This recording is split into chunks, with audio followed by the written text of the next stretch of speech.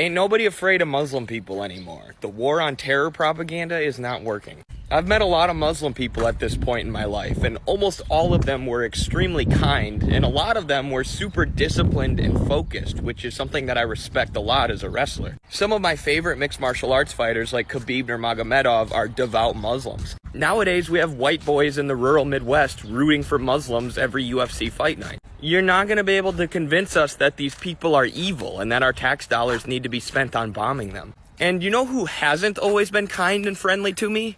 Israelis, Zionists. I talked to some members of the IDF on Zoom. It took them about 5 minutes to start saying all Muslim people are terrorists. And to be clear, I'm not talking about Jewish people. I'm talking about supporters of the state of Israel, who, with their violent, unhinged, and rude behavior, are turning more and more people away from their cause, away from Zionism. Meanwhile, Muslim people with kindness and friendship are bringing more people towards the cause of Palestine. There were a bunch of students at the student protests recently who converted to Islam. And the mainstream media was like, look at this, see, America's being taken over by Muslims. Now I'm like, I don't blame those kids for converting to Islam at all. The Muslim students were probably super nice and super awesome and super welcoming. And they're like, hey, I'm going to side with these guys against the mostly secular genocidal monsters that we're protesting against. Shout out to all the Muslims.